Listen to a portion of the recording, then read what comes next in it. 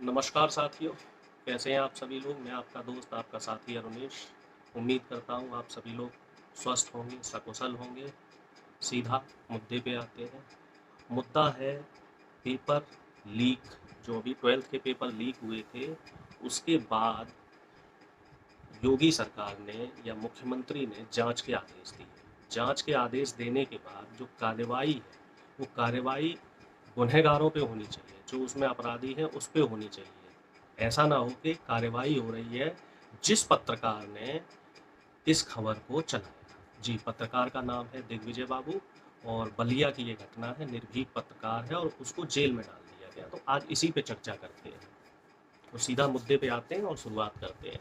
दोस्तों, पिछले कुछ सालों से 7 से 8 सालों से एक ऐसा माहौल तैयार हो रहा है कि सरकार की कथनी कुछ और रहती है, सरकार कहती कुछ और है, बयान कुछ और देती है, लेकिन लाइन ऑफ एक्शन जो उनकी करनी है, जो इनके हिडन एजेंडाज हैं, वो कुछ अलग है। कैसे?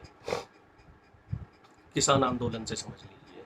जिस पत्रकार ने सरकार के खिलाफ मुद्दे चलाए, सरकार के खिलाफ एजेंडे चलाए, सरकार के खिलाफ खबरें दिखाई, उन पत्रकारों को किसान आंदोलन के दौरान तमाम, चूंकि मैं उस आंदोलन का हिस्सा रहा था, उन पत्रकारों को जेल में डालने का काम किया गया। उनमें से कुछ पत्रकार अभी भी जेल में हैं, कुछ पत्रकार उससे पहले जाते हैं। मोदी जी ने जो बनारस में कुछ गांव गोद लिए थे, उस खबर को दिखा रहे थे, तो वो पत्रकारों का अभी भी अता पता नहीं है कि वो किस जेल में है। यानी कि सरकार की सच्चाई जो भी पत्रकार दिखाता है, उस पत्रकार को जेल ही जाना पड़ता है। उस पत्रकार का भविष्य अंधकार में आ जाता है। अब ताज़ा तरीन उदाहरण आप देख लीजिए। जो पेपर लीक हुआ था 12th का, उस पेपर लीक में जो आवाज़ उठाई, जो खबर जो चलाई, वो चलाई दिग्विजय बाबू ने। तो दिग्विजय बाबू को आखिर जेल में क्यों भेजने की क्या जरूरत थी? उनके ऊपर क्या अपराध था? उन्होंने क्या अपराध किया था जो आप उसे जेल भेज रहे हैं? और ऐसे व्यक्ति जो उसमें संलिप्त थे, ऐसे व्यक्ति खुले क्यों घूम रहे हैं? इसी तरीके का एक पैटर्न है लखीमपुर खीरी में। अजय टैनी का लड़का, वो जमानत पे रिहा क्यों है, जबकि पर्याप्त साक्ष्य हैं कि उस घटना में कौन शामिल था।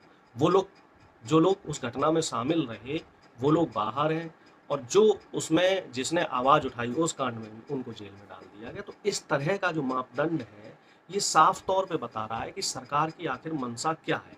तो इस तरह का आवरण लगाने की क्या जरूरत है? आप साफ बोल दीजिए कि साहब ये तो हिटलर शाही है, यहाँ जो हमारे खिलाफ आवाज़ उठाएगा उसको जेल में ठूंस दिया जाएगा। अब हम बात कर लें शिक्षकों की। जो 69,000 भर्तियाँ हुई थी, उसमें जो जिस शिक्षक ने आवाज़ उठाई सरकार के खिलाफ, जिस पत्रकार ने सच्चाई से उस खबर को दिखाया, उसके खिलाफ मुकदमे कर दिए गए, उसके खिलाफ केस कर दिए गए, वो अभी जेल में है। तो इस तरह का जो मापदंड है, तो फिर सरकार ये क्यों कहती है, ये मापदंड क्यों बनाती है कि हमारे यहाँ जो अपराधी हैं वो सुरक्षित, अपराधी जो है वो जेल में है और जनता सुरक्षित है, जबकि हो इसके विपरीत रहा है। अपराधी तो बाहर बेखौफ घूम रहे हैं। हाँ, बात यह है कि उन्होंने भारतीय जनता पार्टी का संरक्षण ले रखा है। कुल मिला जुला के बात यह है कि अगर आप भारतीय जनता पार्टी का संरक्षण ले लेते हैं तो आप सुरक्षित हैं, और अगर आप भारतीय जनता पार्टी के विरोध में सच्चाई दिखा रहे हैं, खबरों को चला रहे हैं, मुद्दों को उठा रहे हैं, आवाज़ उठा रहे हैं, तो आप जेल के अंदर रहेंगे।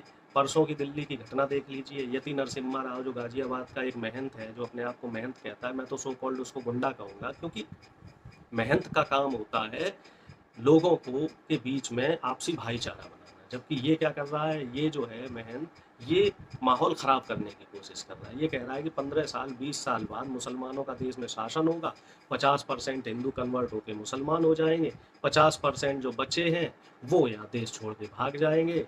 अब आबादी बढ़ाओ, ये काम करो, वो काम करो। अब मुझे ये बताओ, 1000 साल से हमारे देश में हिंदू हैं, ठीक है, और अभी भी 80% हिंदू हैं। तो वो 1000 साल से तो वो कन्वर्ट नहीं हुए। और ब्रिटिश भी हमारे यहाँ लगभग तकरीबन तकरीबन 200 साल शासन कर गए। 1000 साल मुसलमानों ने शासन किया, तब वो हिंदू कन्वर्ट नहीं हुए, और अब कन्वर्ट हो रहे हैं। और मान लो अगर कोई स्वेच्छा से भी अभी कन्वर्ट हो रहा है, तो आप उसका क्या कर लोगे? आप उसे फैसिलिटी दो ना, आप सुविधाओं पे बात करो कि अगर कोई व्यक्ति हिंदू है तो आप उसे क्या सुविधा दे रहे हैं। अगर कोई व्यक्ति मुसलमान है तो उसे मस्जिद में जाके नमाज पढ़ने का अधिकार है। हमारे यहाँ कई जगह अभी भी दलितों को नमाज पढ़ने का अधिकार नहीं है।